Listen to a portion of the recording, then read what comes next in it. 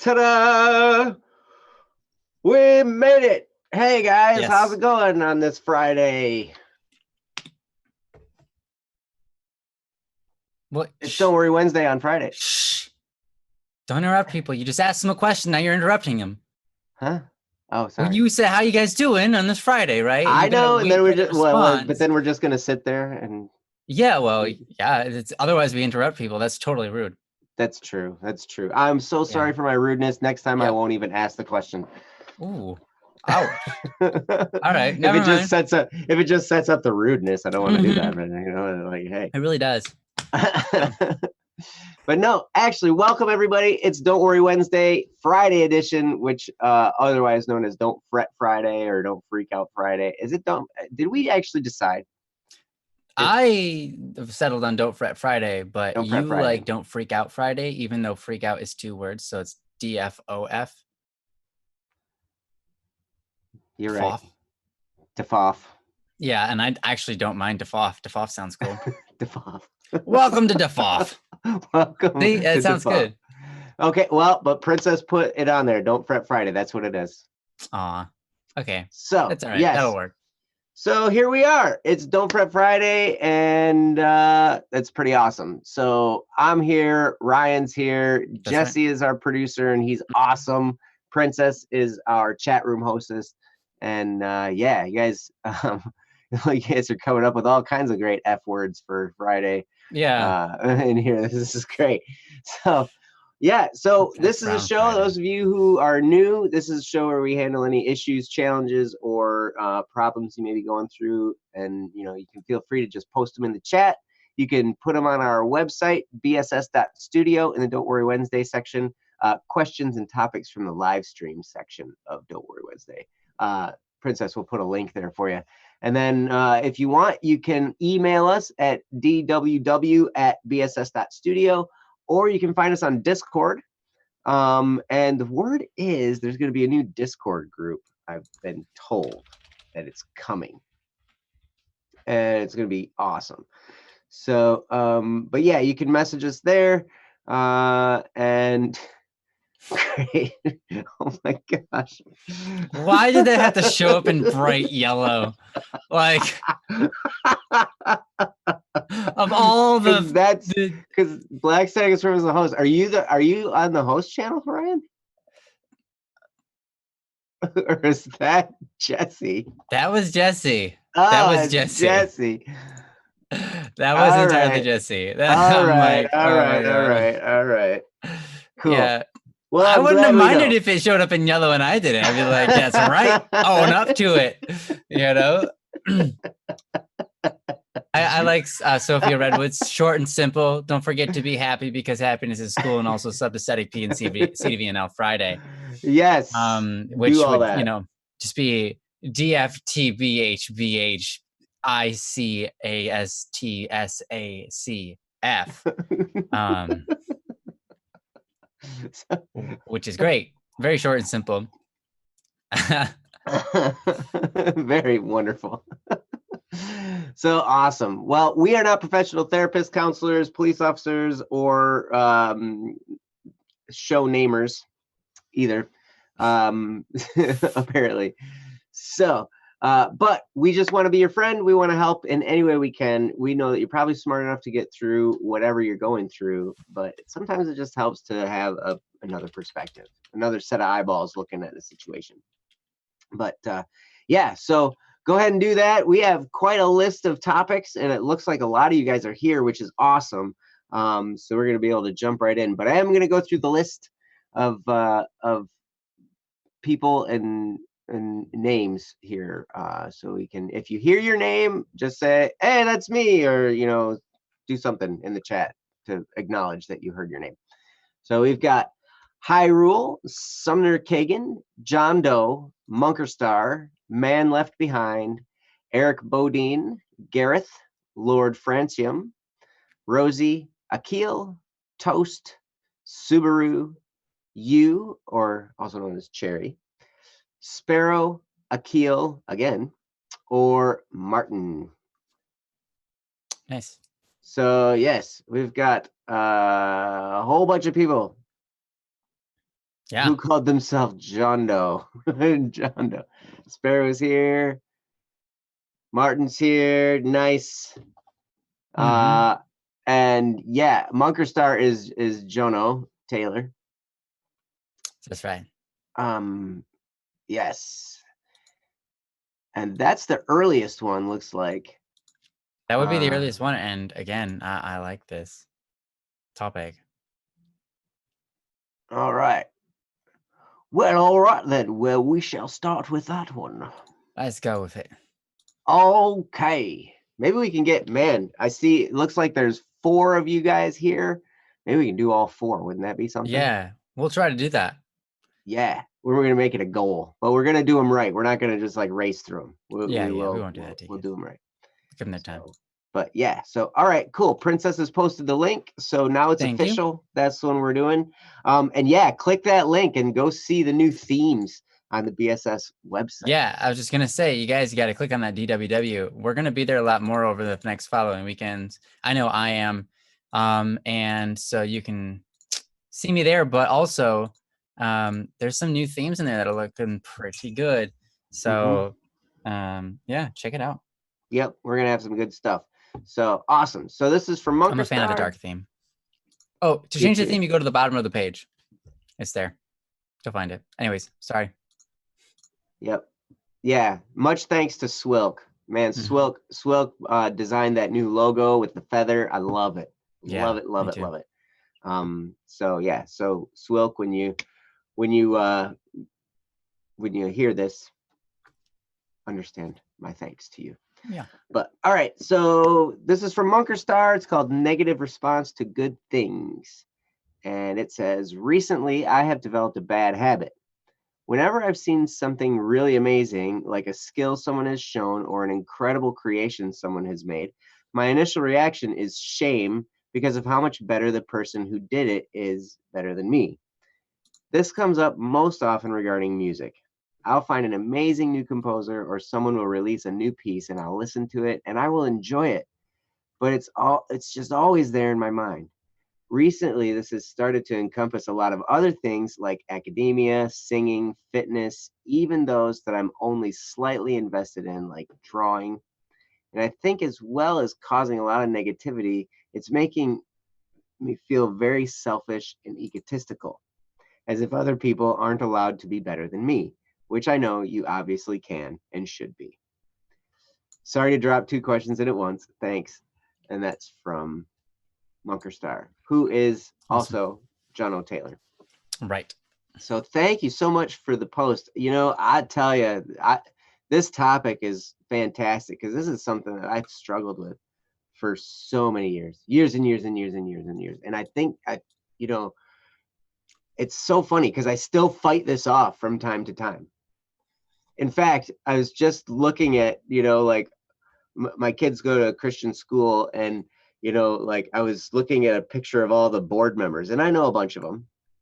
And they're also like these big highfalutin donors, like they donate all this money to the school and everything like that. I'm like, man. And so I sit there and I'm like, rather than celebrating the fact that they can do that, my initial thought is, they're better than me, And so even just little things, can grab you like that. So this is going to be good. Ryan has this mastered, I think, of not being jealous of other people and just celebrating other people's greatness, because part of it is he's so great himself. I think he's got, he just knows. He's like, hey, y'all can be good at stuff. I'm better now. I'm better now. Well, I don't know if that's correct, but yeah. So, Jono, I think this is something that we all suffer through at some point in time, especially as we become more drawn into our crafts. The better we get, the more we realize that we're not that great. But I mean, there are plenty of songs out there that I'm like, man, this song's so good. I wish I wrote this, but I didn't. It's stupid. I should have wrote it. I should have been that guy. Yeah, I should have been the guy that wrote this song. It's so good. It's totally up my alley, But yeah, how do you get over these these feelings, especially responding negatively to good things. And when I saw the negative response to good things, I was immediately thinking, yeah, this is probably about, how we see good things in other people and we just get upset, right? So I think a lot of that is, it's all perception, right? It's all perception. How are we perceiving it, and how are we letting that affect us? For me, I remember experiencing this more so in the past than now. But when I saw something good in somebody else, right, I became jealous, right? Now, the thing is, jealousy isn't a sin, right? Jealousy isn't evil. Jealousy is wanting something. That's simply what jealousy is. You look at something that somebody else has and says, I want that for me. There's nothing wrong with that, right? There's nothing wrong with that. Then there's another side. It's called envy. Envy is a sin. Envy is evil. Envy is when you look at something somebody else has and you get angry over it and you decide to like wreck their stuff. You look at what they have and say, because I don't have that, I should be mad at them, or I should be upset, or whatever, right? So they sound very similar, right? A lot of people say you don't want to be jealous, but the truth is you just don't want to be envious. To desire things is not wrong, right? So yeah, he said, I thought it was the other way around. No, if you look up the word envy, it's like having anger or being upset towards somebody else having something that you don't, or looking at somebody moving forward in their life. And even just that, even if you're moving forward in your life and you see someone else moving forward in their life, you have this like, they shouldn't be doing that, like I don't want anybody else to succeed type of attitude. It's just me, right? Which is really interesting. I don't know how as people we get to that position, but it happens. I think it happens to all of us at some point in our lives. And I think the best thing to combat this, right? The best thing to combat this feeling is, well, I guess first, accept that it's okay to want, right? So just understand, like, it's okay to want that for myself, right? And maybe this will be an opportunity to empower me to try harder, right? You can use that sort of negative feeling to compel you forward, right? Which is cool. But secondly, what I would suggest is being more loving. And that can be hard. But if you look at a person and you desire the best for them, right? When you see them improving or you see that they're really good at something, right? Then if you have a loving state of mind where you're like, I just want the best for you. And then you put yourself out of it. You remove yourself when you say that, right? It's not about you anymore. It's just about them and where their life is. So if we remove ourselves, it allows ourselves to look at them and say, oh, that is a good thing. And we don't render that as, oh, that's bad for me, right? Because a lot of times, here's the thing. I think that one of the major things that got me through this phase was understanding and being taught so much info about human interaction. I learned that other people succeeding is not my defeat, right? It's not my own failure. If you see other people succeeding in the world, that makes everything in the world better, right? If another person is a great composer, that means the world is going to have a great composer in it, and it's going to be that person, and that's awesome. It means it has nothing to do with you, because the same actually applies to you, because you are a great composer. Your composition style might be different than another person's, and it might not be what you enjoy the most, but you are putting something into the world that is a gift, right? When other people put gifts into the world and you put gifts in the world, they aren't at war. I think a lot of times we think about survival of the fittest, right? That the idea of survival of the fittest was put forth by, I can't remember who it was, but a philosopher, and then taken up in a very extreme way by Darwin and some other people. Marx, right. Yeah, Marx. That whole idea, that philosophy has been completely debunked so many times, whether it be in the construct of evolution or in the construct of civilization, interactions, whether it be in the construct of relationships, whether it be political or, government based, every time the idea of survival of the fittest or, best man wins is always wrong. It gets disproven over and over and over. And so what my point is here is it's not a man eats man world. It's not a world where we don't live in a world where only the best survive or only the best matter, right? Because the truth is there is really, especially when it comes to music or art or any of those type of things, there's no best in the first place, right? But there's a great example of the what that type of mentality does. If you put a bunch of crabs in a bucket, okay? You put a bunch of crabs in a bucket and it's just a little bit too high for them to climb out, right? What's interesting is the crabs will be trying to get out of the bucket and they'll be reaching towards it. And as soon as one almost gets there, another one looks at him and says, "Oh, you're almost to the top. I'm going to crawl on top of you and try to get there myself." And then the crab crawls on top of it, pushes the other crab down, and then realizes, "Oh, I still can't reach the top." And then they actually start pulling each other down whenever one gets close. They actually grab onto them with their claws and pull them away and rip them from the edge because they want to be the one that gets out. And they think that the only way to get out is to be on top of everyone else. Mm-hmm. When the truth is, if there was just one crab helping out and being like, "Wait a minute, I could get all these other crabs out here. I just lift them up and pick them up and move them up," which crabs can do. They just pick another crab up and be like, "Hey, you're close to the bucket now. I got you in my hands. Yeah, just grab on. Cool. All right. That person. All right. Now that person can be out. All right. That person can be out. Oh, you're going to pull me out? Cool. Right. Humans are smart like that. Crabs are not. But the point of this is, right, when other people succeed in life, it actually, the thing it does is it makes life for everyone better. And that includes you. So when you see talent, when you have a friend that is just really good at something, whether it be fitness, and intellectual realm like science and math and so on, or singing or whatever, right? When you see them, try to make it a habit.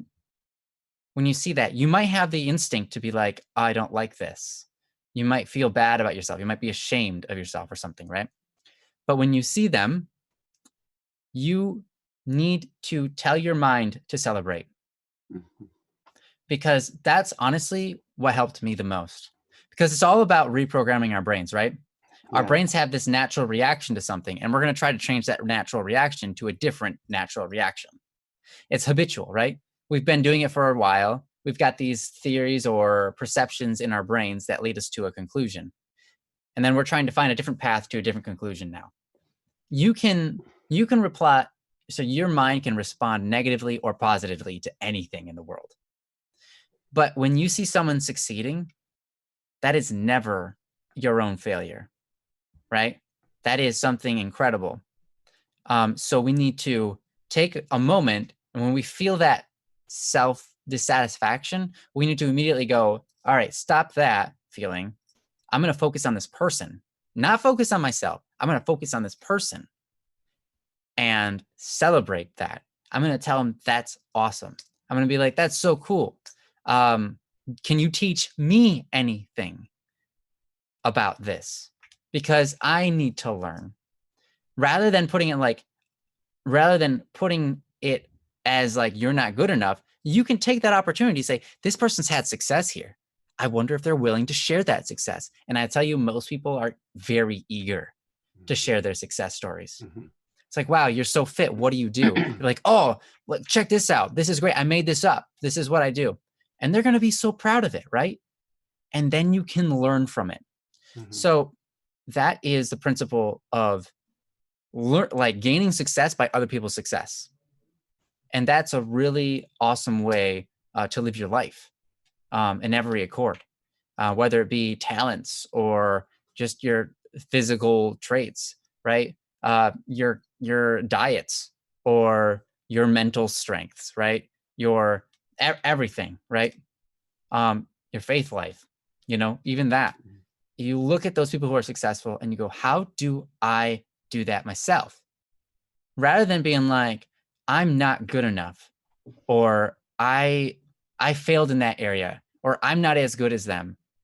None of that matters. All that matters is where you're going to go from here, right? Mm-hmm. So just when other people have success, be like, hey, I'd like to learn some of that. How do I do that? Maybe you just listen to their song a bunch of times in a row and be like, oh, okay, I see. Maybe I wonder how, and then you just think about it and you're like, okay, that's how they did that effect. Okay, that's cool. I want to try that out. And you start trying. You start making your own things up, right? Off of what other people have had success in. So all of that, right? Ultimately is to reprogram your brain. Whenever another person has success, the best response is to celebrate it and then ask them about it. Ask them questions, because they're going to be eager to tell you about their success, how they got there, what they did, what helped them, what discoveries they made along the way. And then you can take that to your own life and make your own life shine brighter, And I think that's awesome. So hopefully all of that I just said helps reframe your mind a little bit to navigate when those situations arise. Now, I do have a couple more things, but I kind of forgot them. So that's great. So I'm going to move on to Joe, which is great because it's about his time. I've been talking for quite a while. So yeah. Yeah, but you sound really good and you look really good when you're saying Thanks. it. So that's Thank really you. awesome. And everything you were saying was so spot on. I was like, oh my gosh, like it was super wonderful, because it really is a mental switch. And I don't know what causes us to think this way. Part of me, there are a couple different ways to look at things. We can look at things in a way of achievement, or we can look at things in a way of mastery. So if you look at things in the way of achievement, it's like, okay, I'm hitting this goal. I reach a certain point, and it's a whole bunch of snapshots of achieving things, and that's okay, right? But if you get so focused on achievement and you lose sight of the fact that you're trying to gain mastery in a certain area, then when you see somebody else achieve at a higher level than you, because in your mind it's all about the achievement, but like that can be somewhat demoralizing, and it can awaken those negative feelings, right? But if you can if we can remember that we're all on a journey, right? That person and their success in this area, whatever area, whether it's academia, singing, fitness, all the different things that you listed on here, that's a snapshot of where they're at right now. And hopefully for them, it's not the pinnacle of where they're going to be. Hopefully it's just a step on the journey, and they're going to continue to get better because they're going to continue, working toward mastery. When you're working toward mastery, you understand that all these things are just steps along the way. And one of the things that makes mastery so alluring is that it's not achievable. Because anybody who you would consider a master at any craft will say, man, there's so much I still need to learn. It's so crazy, because the more you do, the better you get at something, the more you realize there's so much more to know. And people around you will look at you and they will think, oh my gosh, you are so good in this area. I can't believe how good you are at this. Like, I just wish I had a little bit of what you've got, and you're sitting there going, there's so much more I have to learn. There's so much more to this, like, that I do not know yet. And so then you just get to work, and then you continue to go along the process, and you learn. One of the things, because I struggled with this so much, I went beyond jealousy into envy. I'm not proud of that, but I did that a lot for a long, long, long, long time. And it was even in areas that I wasn't even interested in. And people would be good in a certain way. And it really came down to what Ryan was talking about the first time, that whole survival of the fittest, you know, mentality, that whole, if somebody has something, that means they're taking something from me. You know, Right. if somebody gets some attention, that means that they took some attention from me. And, you know, that point of view is false. And it took me a long time to learn that. So if you struggle with that, it's okay. Understand, you know, you can forgive yourself and you can have some grace, because sometimes these thought processes take a while to unravel. You know, it's a thought habit that, you know, for me, it was a thought habit that I had for a long, long, long, long time. And I had to reprogram myself, you know, and I had to learn from other people that, you know what, it doesn't matter how good somebody is at something. It matters because, like Ryan was saying, it makes the world a better place. It enriches all of our lives. When you hear a great piece of music, it's enriching to us. You know, when we look at a great, magnificent piece of art, you know, it's enriching. It's there. It might evoke emotion. When I look at all of the artwork that went into the Criminal Idol art book, it enriches all of our lives. Mm. And, you know, and I'm like, oh my gosh, this is just amazing. And I'm really glad that I had a lot of this kind of in check before I started working with Ryan, because I was able to see how good this, all of his abilities in music can be to enrich the world and all in anybody's life who comes into contact with it. And that way I can celebrate and I can be like, yeah, that's awesome. Now, here's the cool thing. When I celebrate somebody else's success, it takes a lot of pressure off me, because I don't have to be the guy performing. That was one of the most beautiful things when I finally wrapped my head around this and I started to understand, if I just compliment others, all the pressure's off of me. I don't have to. When I was thinking the other way, when I was thinking that, you know, if somebody's getting some attention, it's taking attention from me, then all of a sudden I'm stressed because I'm trying to figure out how to get back onto the top there. And I'm trying to figure out what can I say or do to, you know, to get back to that spot. And it was a lot more stressful. But when I was able to let go and just say, that's amazing, and talk about how great somebody else was, all the pressure goes away.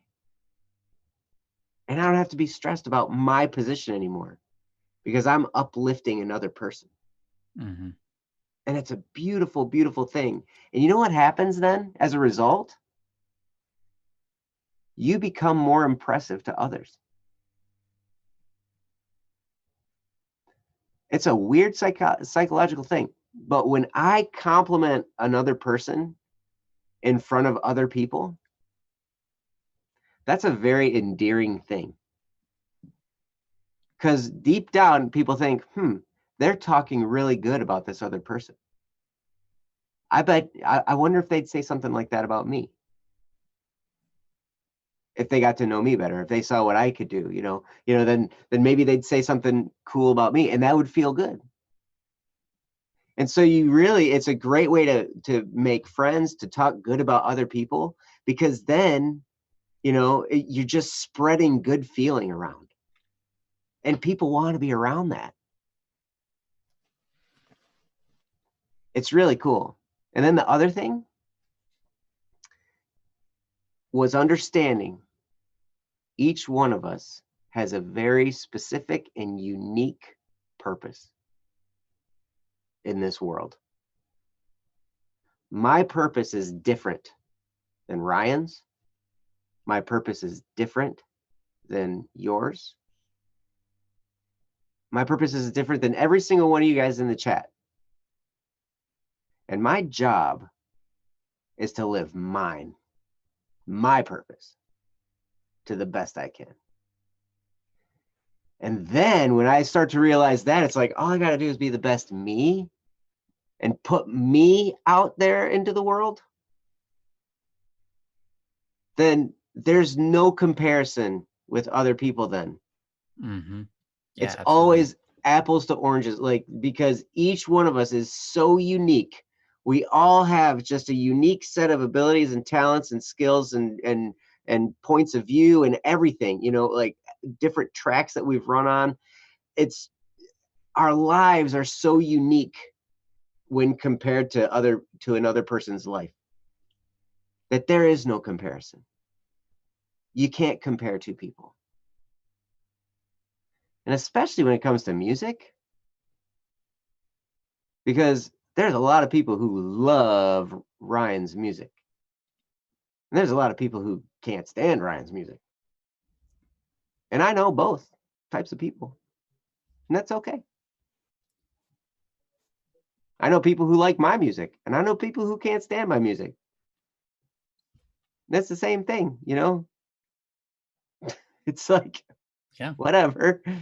Because music and art, like all that stuff, it's so subjective. Like what one person really enjoys is what another person's not going to like at all. So, yeah, hopefully some of that can sink in, and if it helps to hear this again and again, re-listen to this, what Ryan was saying and some of the stuff I was saying, re-listen to that, because what it's going to take to unravel this is repetition. If you need to listen to some of these things, if there's anything that I said or that Ryan said strikes you a certain way that kind of is like, oh yeah, that really hit me deeply, write it down and reread it to yourself. Because when you are saying it, it will carry more weight. When you're saying it to yourself. So I used to have to do that. I used to have to write these things down and say them to myself in the morning, in the evening, and throughout the day. I just have a little folded up piece of paper in my pocket. Now I put it on my phone, or whatever. And I just read it, to myself. And I try to do it out loud, not just skim over it, mentally, but to read it out loud and say the words, because that starts to reprogram. And it takes a while sometimes, depending on how deeply seated these thought habits are for you. But there is a way out. There's a light, and hopefully some of what we said has gotten you toward there. But Ryan, did you have anything else? Do you remember some of the stuff you were talking about? I did a little bit, but I just want to say what Joe was just talking about. Actually, what Joe talked about, the whole thing was awesome. Absolutely on point. One thing that he kind of briefly touched on in business, you can have you can be a business owner and you're like, you do everything, right? And that's a small business. Or you can have a business where you get a bunch of other people with incredible talents and you all work together and you do something way bigger than you can do by yourself. Mm-hmm. That's big business, mm-hmm. right? And that's really a lot of times how you have to look at it. When you see other people with talents, you can go, that's amazing, and uplift them. And then maybe someday you'll be working with them, mm-hmm. Or maybe mm-hmm. not, but you get to enjoy their stuff. Or if they've got a nice body, you get to look at their body because of their fitness. That's the only one I can think about, fitness. Or maybe they'll help you move something. All right. Yeah. Maybe they'll help you move something someday. And you're like, oh my gosh, I'm glad they had that strength that I didn't have. Right. So, yeah. But anyways, what Joe was just talking about before he ended was, reprogramming yourself. And that is what's necessary, right? In life, we all have to do this. So that we can live our lives better. So we can live our lives without all this stress that has no meaning to it, right? We just think of all these things that cause all our issues and angers and emotions and that we don't like. And we're like, how do I get rid of these? And a lot of it is just, how do I just reprogram myself? And it's done through repetition. So what Joe said, put it on your phone. or put it on a note. Read it to yourself every day. Put it on the home screen of your phone. So every time you look at your phone home screen, you're like, oh yeah, that's what I need to keep a focus on. That's what I'm trying to fix right now, inside my head, or that sort of thing. So it's great. Anyways, we're trying to get to a couple of them today, so I think we should move on. Yeah, thank Thank you. you. Oh, one last thing, Jono, I wanted to say, or Jono, thanks for sharing this. I mean, it really shows a lot when someone realizes something in them that they want to change, and they're like, I want to change this, I just don't know how. And it's so awesome to see you come here, because that really actually says so much about you. It is really, really impressive, to put these out here, and to have that courage and that desire to change those things enough to ask. And to even know that those are type of things that you need changing, is great. So I just want to say I'm proud of you. You're awesome. Mm-hmm. Absolutely. Thank you very much, Jono. And yeah, keep coming back. It's gonna be cool now that we're doing this 3 days a week. It's gonna be interesting. Hopefully we don't run out of topics. Yeah. But yeah, so thank you, and hopefully some of that is helpful. So yeah, now we can move on. And we've got Akil here. Akil would come next on the list. We've got track record or moving restrictions. Which one would you like us to do, Akil? You can put it in there. If we don't hear from you in like a little bit, we'll just pick one. Yeah, that's awesome, Jono. We do not got No, Akil we do here. not We got do Akil too. here. Akil's We not do even too. here. All right, it's track record. We're doing track record. We're doing it. Yeah, sorry, man. We love you, and we never get to read these, so we are happy to have one. That's right. You. Yep. So yes. All right. So maybe Princess will post a link. Do you know where Akil went? I'm gonna post it. Bang. I posted it. I win. All right. So this is from Akil. His new name on the BSS website is Heal the Achilles. Nice. Which is cool. I like it. Yeah. So anyway, all right, Akil, this is called track record. And it goes like this. A track can be a path, an action of keeping up with something or leaving something. I've gained numbers on my age, one Olympic cycle left before my physical limitations fully kicks in. I don't know if I could make it. Time is all messed up now. Had 3 president changes, and that's not even in 10 years. I took public administration, a study that will get me to connect with people, and I'm frightened. You can't teach an old dog new tricks, can you? I will serve, that's for sure. I want to serve well, though. This interim period for presidency nailed the importance of the public administrators. We keep things running even without highest leadership. The virus is spreading, so we keep the organizations running. People can still get treatments from hospitals. People can still buy groceries. We make sure life and peace goes on. My peers had 2 years of progress. I felt like I was asleep for too long. The struggle to keep things in check ended up taking a lot. Sadly, I'm not better. I'm different. I don't know how I will work with BSS in the future, but I'm racing and building my profile for the coming day. There are still doubts, whispers, and my eyes can still be closed. So I pray that I can keep looking, I can keep my eyes open. I need to see what is left in my life where I've only known people to live and die.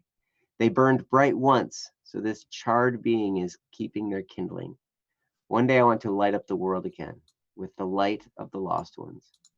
Sky lanterns that we've made, lifting off from the cold, hard ground, will set the sky ablaze again. I like those lyrics. I do, yes.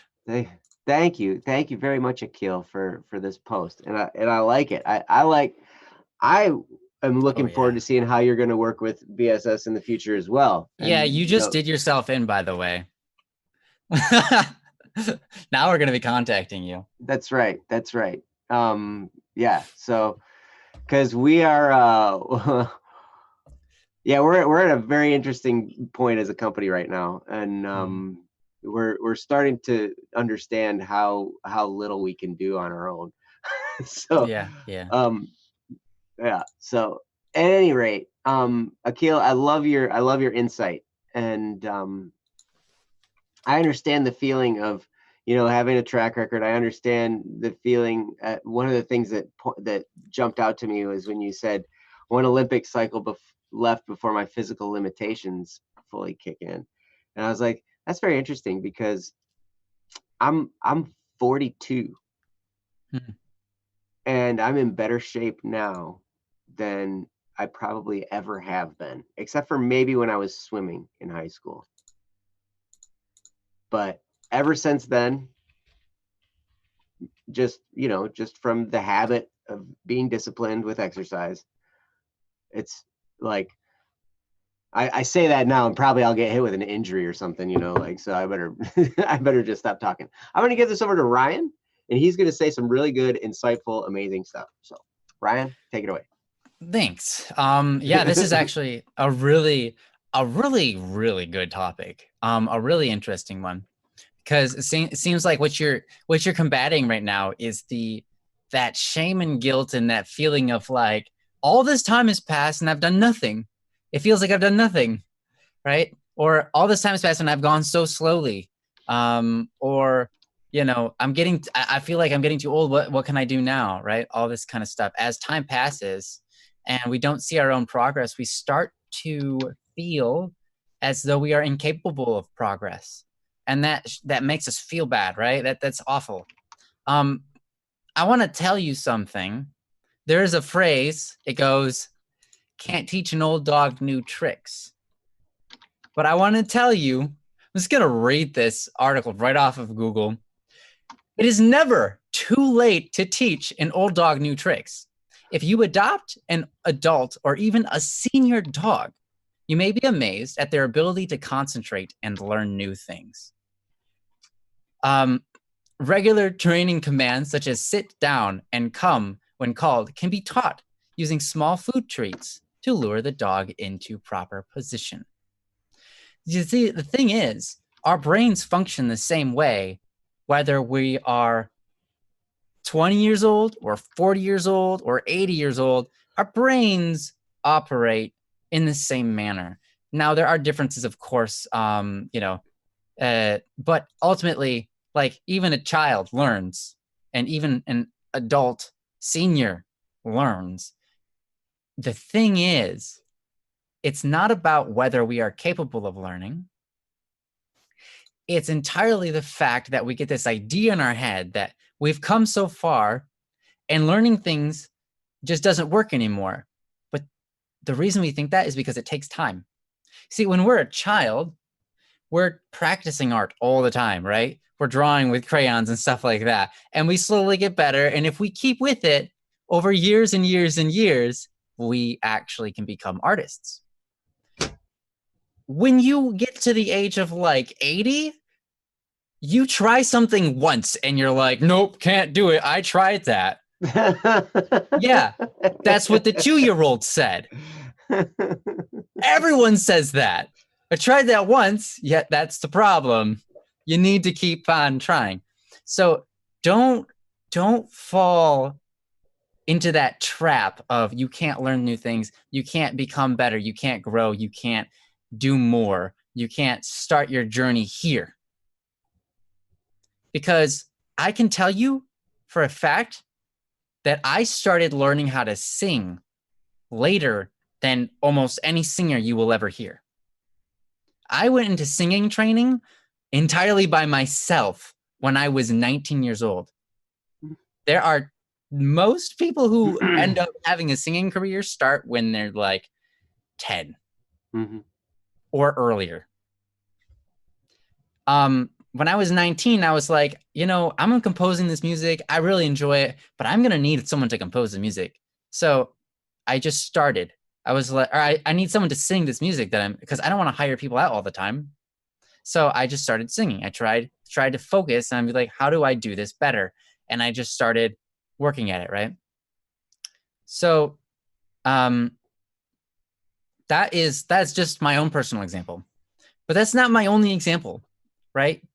I am currently 30 years old, and I've been learning new things, like lots of different things, over the past 5 years. Things that have changed my life entirely, all sorts of different stuff. Taking up new practices. Like, I never thought I'd be a baker. I was a baker once. I never thought I would drive around all day. Like, I'm not like that great at driving. I did that for a job. I never, like, when you get compelled into a new job, you just pick it up and you learn it, right? I've never really practiced cooking, but I'm learning how to cook. Now that I'm by myself, I'm learning how to cook different things. I'm learning what goes together better. And I learn from other people and I learn from myself, right?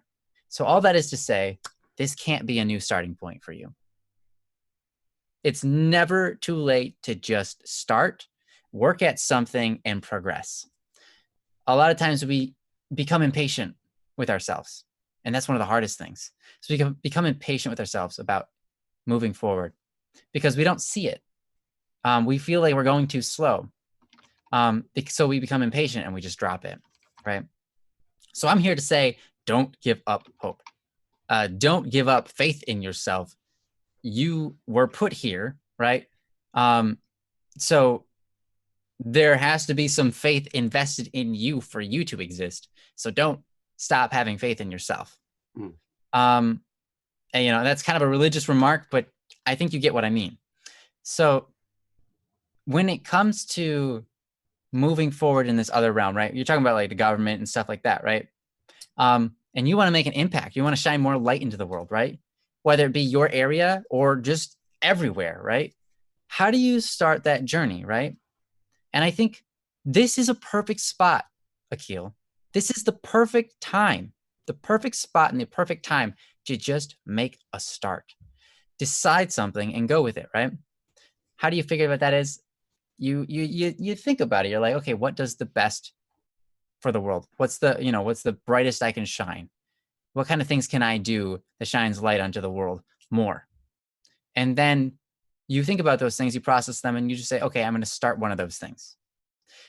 I wasn't a musician before I started becoming one, right?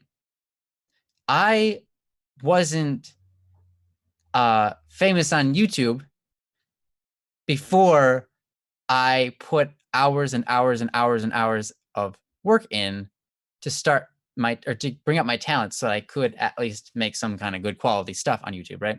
Everything is a process, but you got to start. When I started YouTube, I wasn't making money off of YouTube. And in fact, I still don't really make a whole lot of money off of YouTube. In fact, I actually don't make any money. But that's neither here nor there. YouTube makes money, right? But I was not making money as a songwriter and singer before I started writing songs and singing. Everything has to have a starting point. And you might be like, well, I don't know if I can do this because I don't have enough time.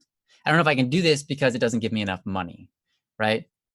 But sometimes you have to just work at it until it creates that for you, until it starts making an income or starts, you find more time in your day to do it, right?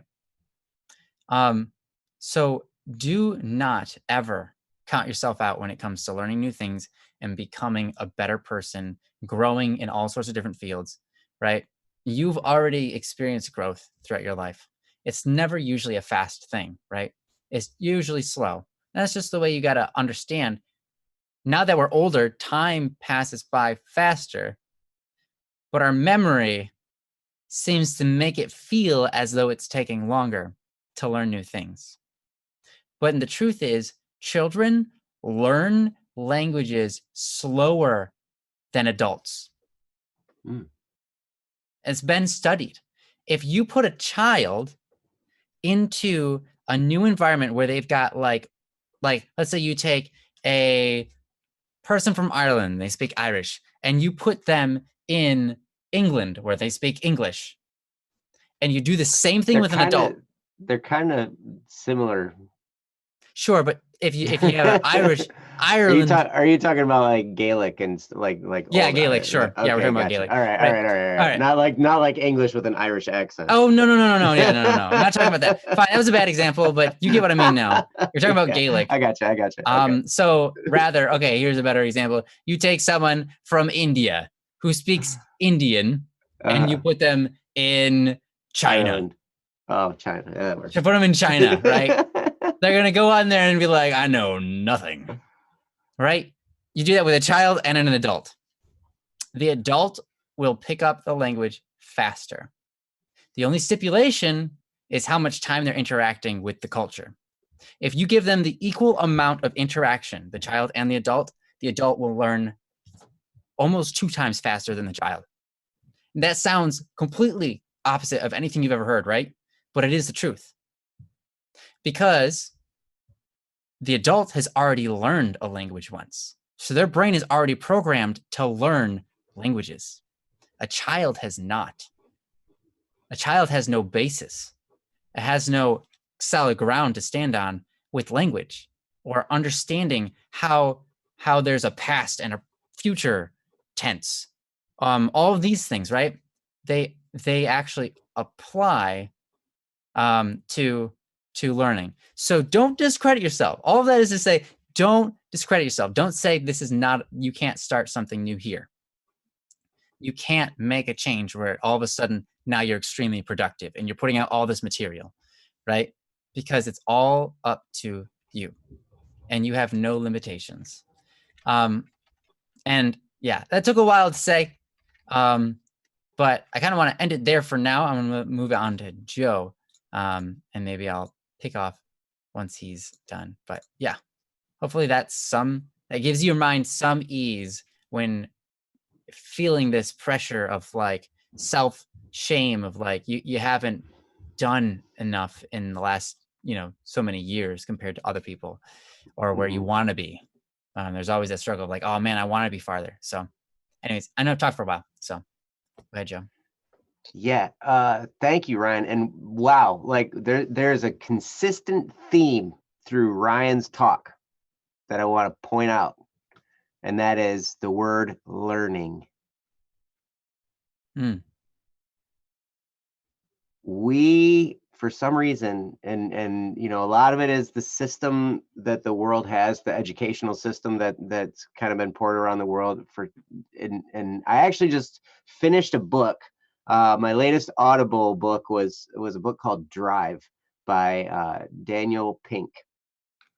And in it, he talks about, like our different motivations and all that kind of stuff. And one of the things is the way that kids love learning so much and they pursue learning and mastery. And then as we get older and the learning becomes about getting a grade and just that aspect, it becomes more of like, okay, I just need to learn enough to get the grade. I just need to figure out how to say the right thing so I can get the grade. I just need to get the grade. I need to get the grade. And then you lose all of the wonder in learning.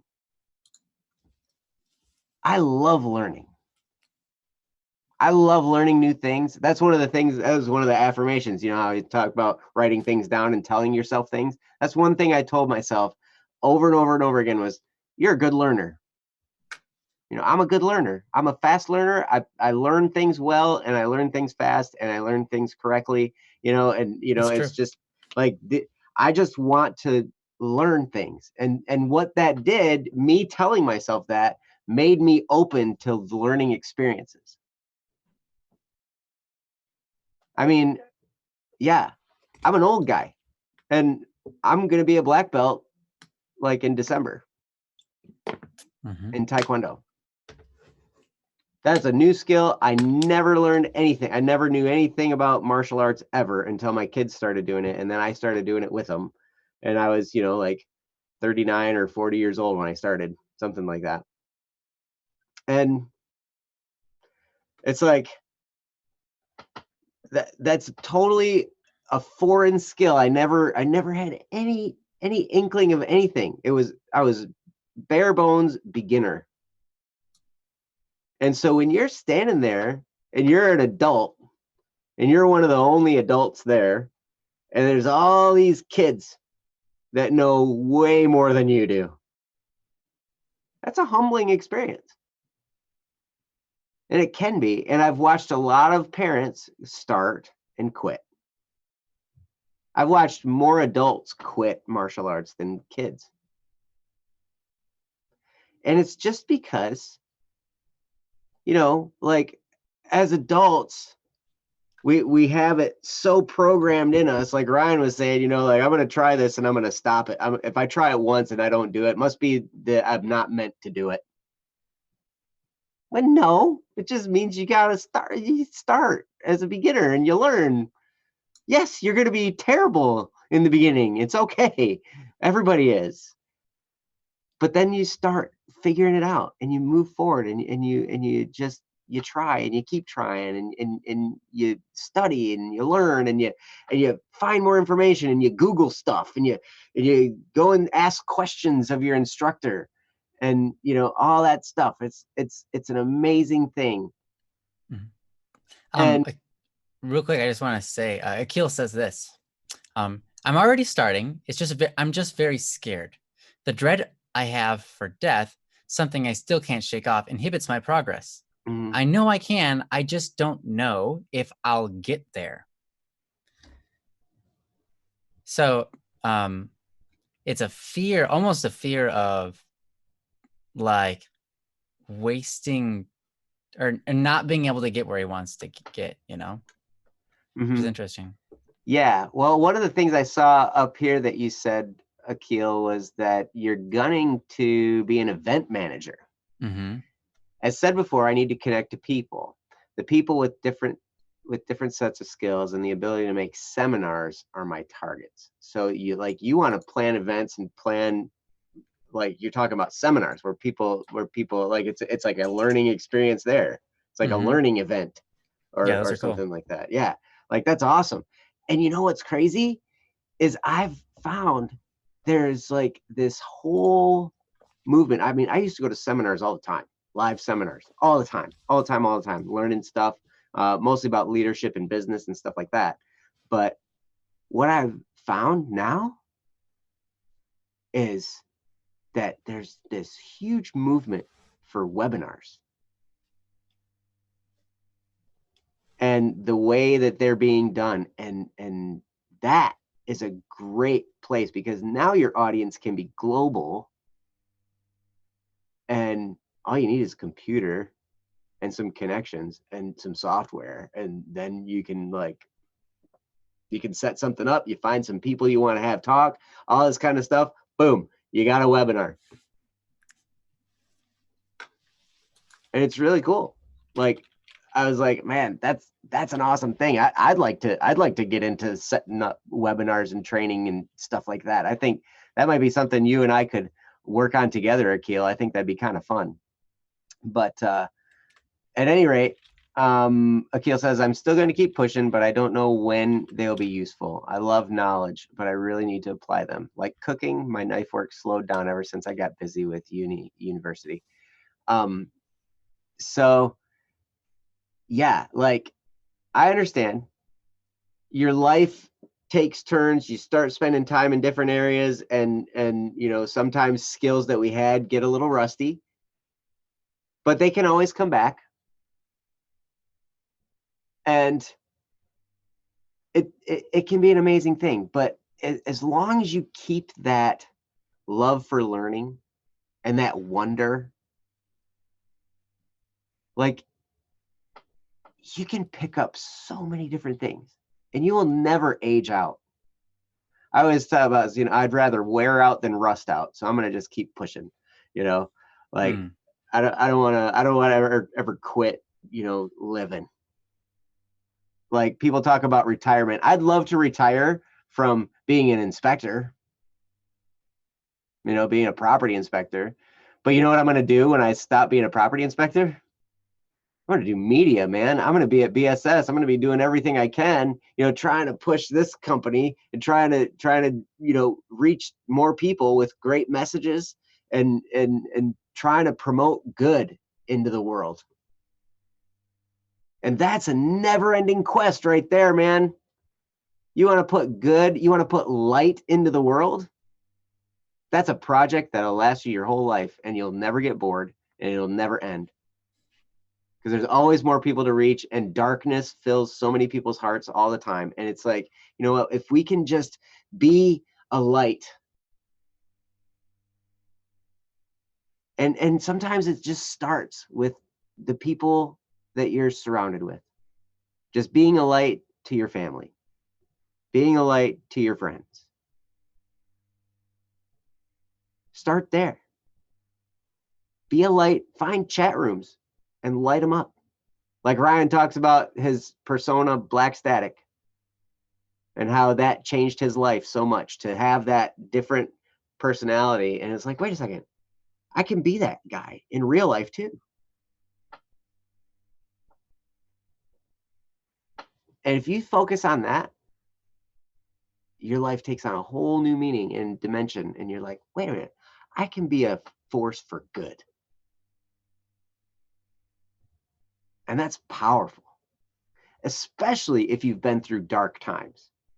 And I know you have, Akil. I know you've been through lots of darkness. And if you can remember those times, what happens is you become a light for someone else, and you have an understanding when someone else is having an issue. And you can really, really help at a degree that others can't, because you've been through that challenge. That's why I said, you know, like I heard it said, it made so the worst marriage counselors are people who have a perfect marriage. The best marriage counselors are the ones who were on the brink of divorce a few years ago and somehow figured it out, because they're the ones who can really help. When someone comes to you and they're in a really dark spot, you can help because you also have experienced dark places. If all you've ever seen is light, then you don't know. You can't, you know, if your marriage has been perfect, how are you going to help somebody with a crummy marriage? You don't know what they're going through. You're just going to be like, oh, all we do is we just, you know, sing la-di-da together, and we cook in the kitchen and we do dishes. You should try doing dishes together. Thanks. That doesn't go so well, does it?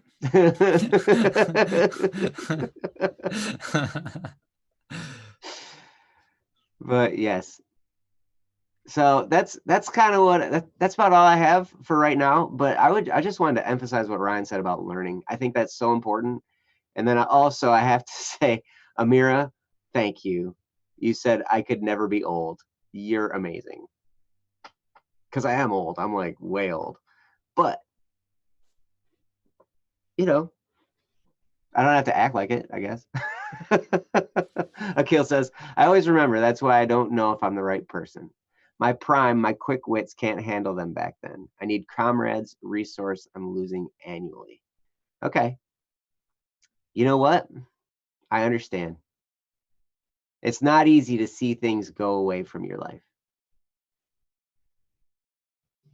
But you know what? For all the things that are going away, there can be new things coming in. And sometimes it's just a shift of focus, where it's like, I can remember being focused on all the things I was losing. But then if I turn around, I can look at it and be like, wow, wait, I'm actually gaining things too. Why don't I focus on the things I'm gaining? Even if the only thing I'm gaining is XP right now, because I'm going through a bunch of crap. You know? So I tell you, you know, it can be amazing. But I'm going to turn it back over to Ryan. I talked for longer than Ryan. I can tell by the thing. So nice. Yeah, no, I think that was really good. I guess one last thing I kind of want to talk about is, Akil, you said that, you know, it isn't necessarily the fear of starting. You know, you're ready to start. It's the fear of never being able to finish. You don't know if you'll get where you're trying to go. Here's my suggestion for that. You said, "Oh, I'm gaining things though." Being a bit older, a bit older, To to have have my my classmates classmates depend on depend. me for several things. Yeah, sorry, it was a 2 instead of a 2. Okay. Mm. Yeah. So here's my suggestion.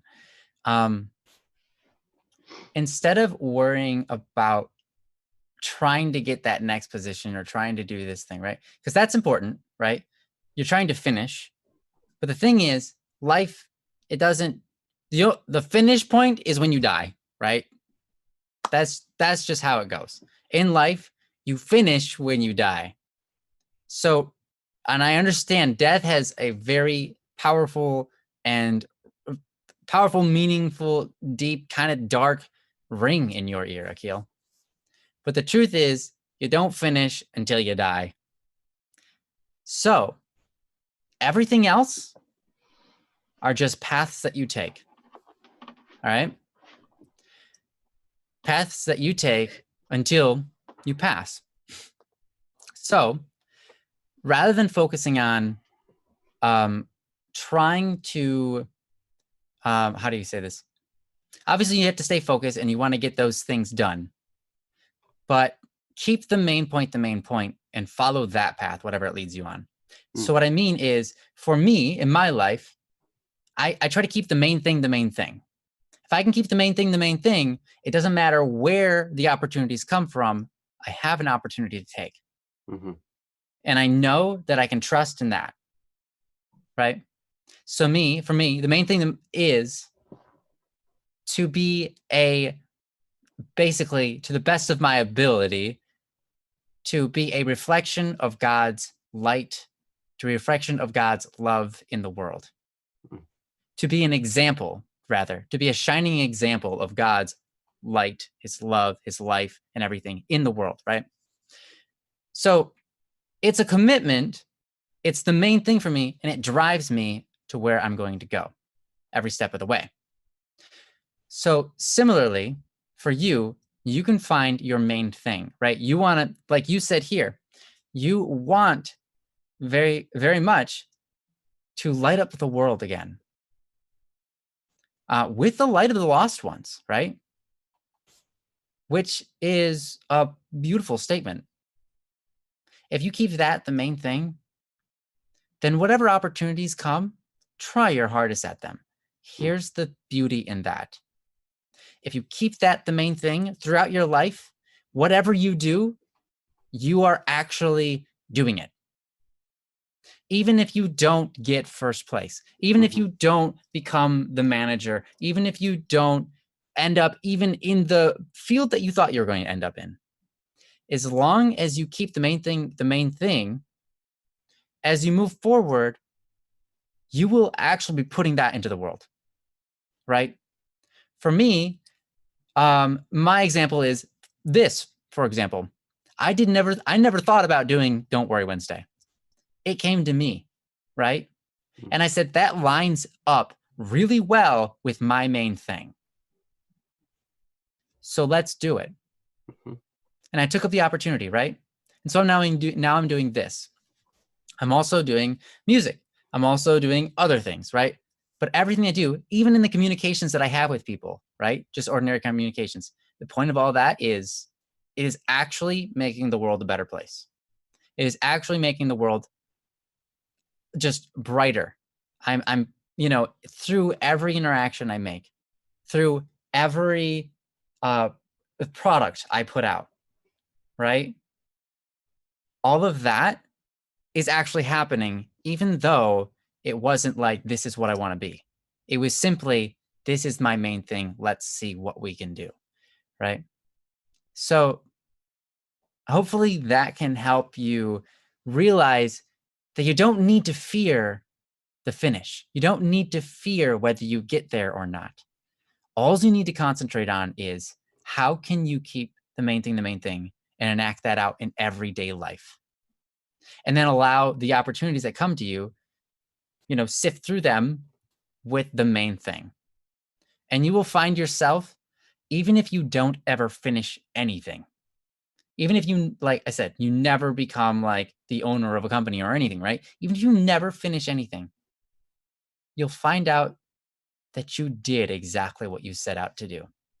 And you didn't need to make the marks to do it. Because we can be a light in the world and shine light from the ones who have interacted with us within the past, right? Who are now past, and we're continuing their legacy, right? We can continue to do that in our ordinary conversations, in our daily conversations, in what we set out to learn, and what we set out to accomplish. All of this kind of stuff, right? It comes back to that, right? Keeping the main thing, and let that pave your ground.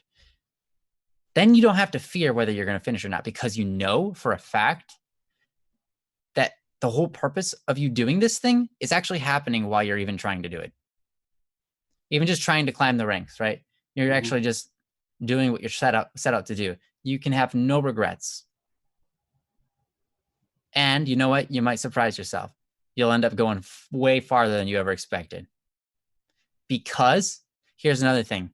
If you make a specific spot your goal, you'll always be trying to reach it. And when you get there, you'll have it for a time and then it'll disappear. And then you'll have it for a time and it'll disappear.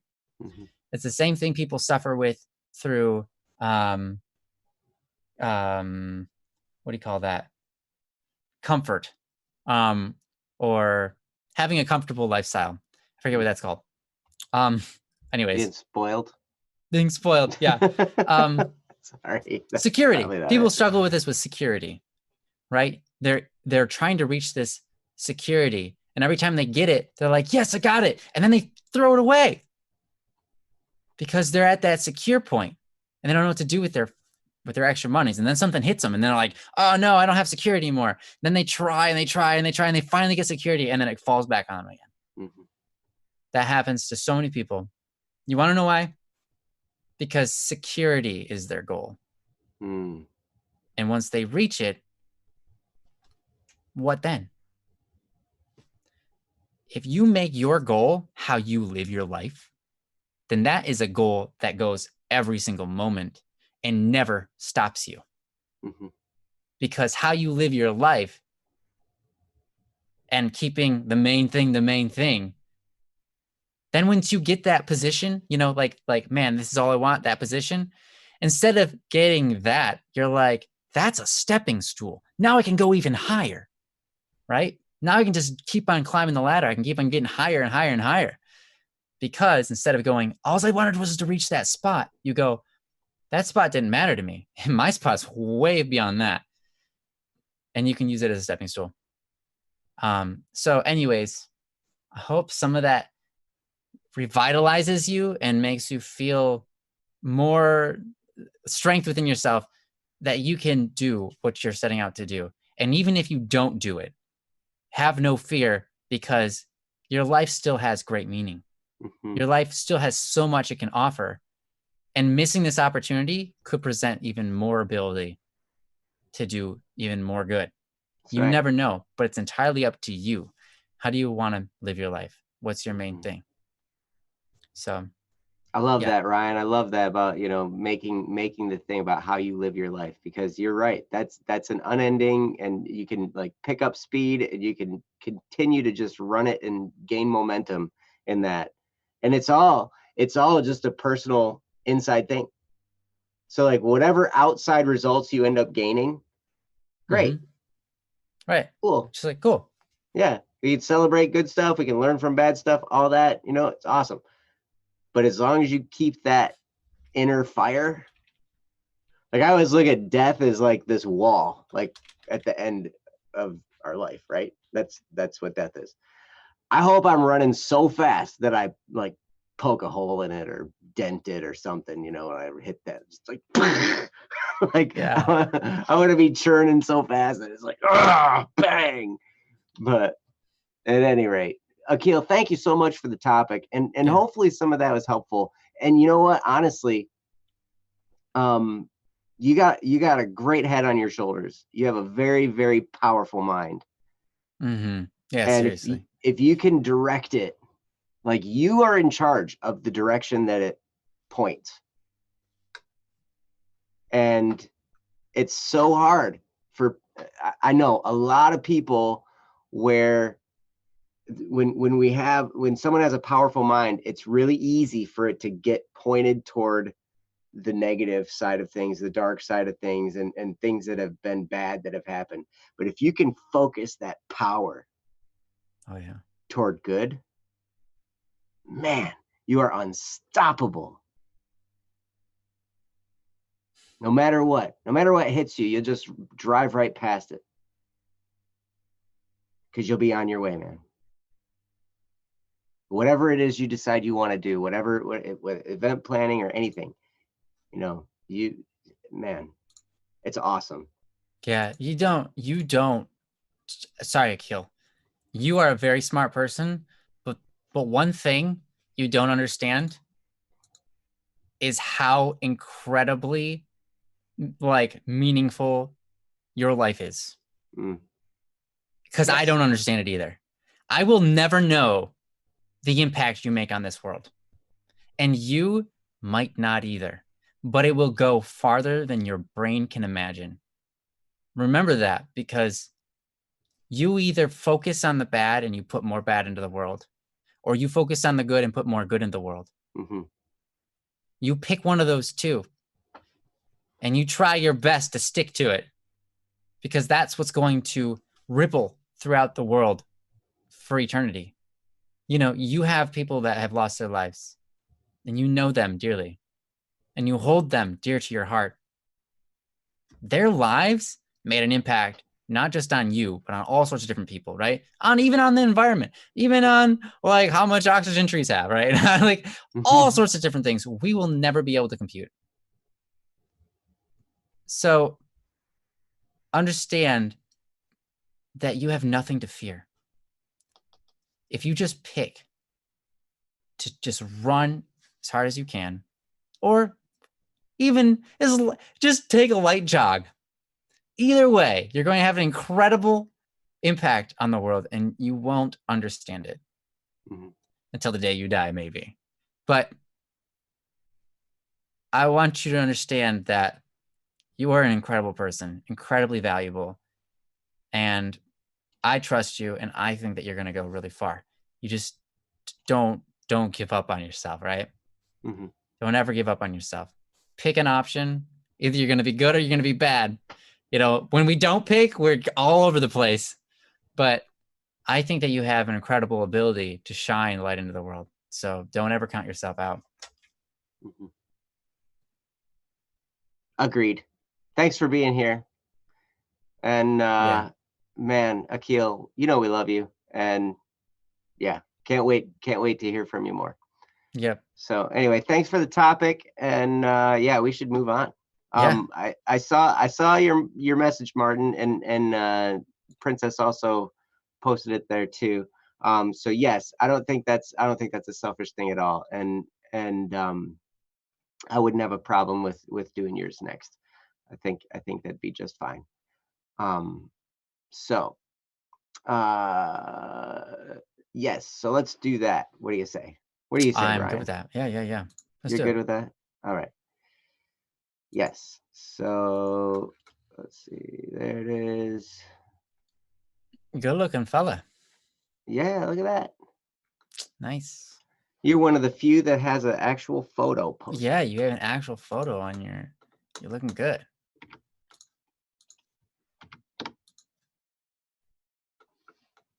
There's the link. You guys can read along. And this is from Martin, afraid to take a first step again after a lot of isolation. And yeah, it's good to see you again. I know it has been a while. Yeah. So yeah, but I remember you from before too. And okay, so here we go. Goes like this. Hey everyone, it's been a long time since I've been online here. I've been having some thoughts and having some feelings I wanted to speak out about. After the garbage that happened almost 2 years ago, the story is on my account about forced marriage, which is a really terrible read due to me not adding any comments or commas, periods, and more. So sorry about that. I slipped into a major depression and I felt very alone and betrayed because someone I genuinely cared about screwed me over a lot and kind of kept me off from my real friends. After having tried to end my own life, I got help at a psychiatrist, and after this recovery, I am now prepared to go back into the real world. My issue is I'm very afraid something similar will happen again, as it's just such a daunting experience. I'm so afraid to trust people and eventually love them. Any tips for me to start once this virus is over? Also, thank you to everyone in this community. You are all so lovely and amazing. Yeah. Thank you, Martin. You are lovely and Yeah. amazing as well. And I understand uh, being at rock bottom, being to the point of wanting to take your own life, and getting psychiatric help. I've been there, and it can be hard to re-enter the world again. But I do have to say, you're already kind of doing it Fair. because you're here. Mm-hmm. And this is a great step, I mean, hopefully we're a safe community for you to come and be a part of, because I mean, there's one thing about the BSS community is that everybody's pretty doggone encouraging. And that comes from a culture that Ryan has been so adamant about protecting and setting up the right way, and it's just been amazing. So with that, I'm going to turn it over to this Ryan guy, because Well, I'm just mostly inspired by Joe, so that's why I did anything ever. So, yeah. So it's really about Joe, not about me. that's probably not true, actually. It's It's probably it's somewhat not all the way all right. true. It's somewhat not all the way true. That's fair. That's somewhat not all the way true. That is a statement that we're gonna go with.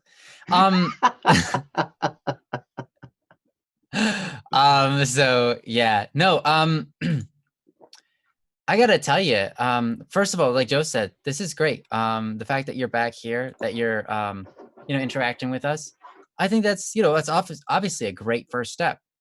And we'll be happy to see more of you if you keep on stopping by. Hmm. You're always welcome. You know, you're afraid, right? You're afraid of experiencing people. You're afraid of having them betray your trust. You're afraid of loving them, even, because that's the way this whole thing goes. I totally get it. I remember there was a long period of my life where I had so much fear of people and trust and all sorts of different stuff that I was really just really bad with people. And I realized, once I started to open myself up and allow myself to trust people, the more I did that, the more I was actually good at dealing with people, and the m- the less people wanted to betray my trust. This is a really interesting thing. You would often think that the more you trust people, the more chances are that you'll be betrayed. And the truth is, oddly, the opposite. Because people betray your trust when you don't have a good bond. But people also betray your trust when they don't even know that trust is given. Mm. I can tell you something. I used to work at Taco Bell, and there was a lady there who said, I don't trust anyone. She's always kind of crabby, but she didn't trust anyone with her anything, especially the register, because you're supposed to count your own register and you're supposed to touch your own register. If anybody else touches it, oh no, they probably stole something and now your register is all wrong and then you have to pay for it. Yeah, I work at Taco Bell. That's right, Missy. So here's the thing. I gave her my register and I said, hey, can you take this? And she's like, I can't touch your register. And I was like, yeah, you just take it to the front. It's okay. I trust you. And she said, I wouldn't trust me. I don't trust anyone. It's profound because people who don't trust anyone have the least trust for themselves. And people who don't trust themselves have a hard time trusting other people. So it's kind of like a back and forth thing. So what she said was profound because it was true. She wouldn't have the issue if she would just be more open with herself and be a person who she could trust herself with, right? So, Martin, if you can trust yourself, right? You can trust yourself, right? If you can't trust yourself, that means you're basically just doing things that you know you shouldn't do, right? That's basically what that means. If you don't trust yourself, it means that you're spending too much time doing things that you know you shouldn't be doing. So instead, just work on those things, right? Start working on those things. If that's where you're at, which I'm not saying that you are, I don't have any idea where you're at. But if you feel like, man, I'm doing all these things I shouldn't be doing, then just stop doing them. I know that's hard, but if you stop doing them and start living a life of transparency, right, where everyone can, like, you don't have to lie to anybody anymore. You can just be honest about everything. It makes it a whole lot easier to just trust people. Here's the thing that was interesting about that situation I just told. Because I told her that I trusted her, that built a bond between me and her. And she would hold that bond of me trusting her very high. And that would cause her to never want to betray my trust. When you offer someone trust, they take it and they hold on to it. Because, like, if I say to someone, hey, I trust you, that makes them go, like, that wells them up inside and makes them feel good about who they are inside. They feel like they're a trustworthy person. That enlightens that sort of aspect about them. And it makes them become more trustworthy because it's something that they want inside themselves. They want to be a trustworthy person, right? So just saying, hey, I trust you, makes people more trustworthy because it uplifts them, right? So it's really interesting about trust. And the same can be said about love. I'm sure you've probably heard it said before, but if you don't love yourself, you can't truly love someone else. And that's not entirely a false statement. Because if you don't love yourself, you're going to be constantly searching for things from other people to fill you with that acceptance or fill you with that love. But if you can feel loved just as you are, right, then it's a whole lot easier to love others because you're not combating yourself. You're not fighting with yourself anymore, right? So a lot of this, can be that side of the coin, right? The whole untrustworthy thing, the whole love aspect can be something that you can start working on with yourself. Can I trust myself? Start there. Can I love myself? Start there. And once you find that, right? And maybe you're already there. Maybe you're like, hey, I do trust myself. I do love myself. So yeah, it's not about that. Well, that's a perfect spot because now you don't have those issues, right? If you can love yourself, here's the thing. If you can trust yourself, you have to realize other people are out there that are like you and that they're trustworthy. He said, the issue is I can trust myself. I'm just very insecure. And I don't know how to make in real life friends, how to start up communications with someone. I'm afraid I'm just a bother and useless, which makes me an easy target to take advantage of. Right. Okay, good. So what you need, this is like hard, but the best thing you can do is do it. Put yourself in those positions where it's uncomfortable and just start like I literally had to do this with my own self. I had to like go up to people that were like that I had a reputation with. They knew me in school, but we were not friends.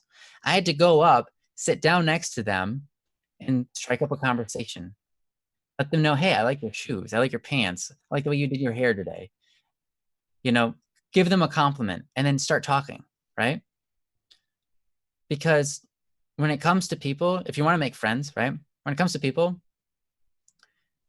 it's not about how good you look to them. It's not about how much you impress them, right? It's a matter of how good you make them look to themselves. If they feel good when they're around you, essentially. If you make someone feel good, if you point out what's good about them, the different things that you wish you had that they had, like, wow, that's so cool that you can do this talent, right? Or it's so cool the way you handled that scenario yesterday. I watched that happen and I was really impressed with you, right?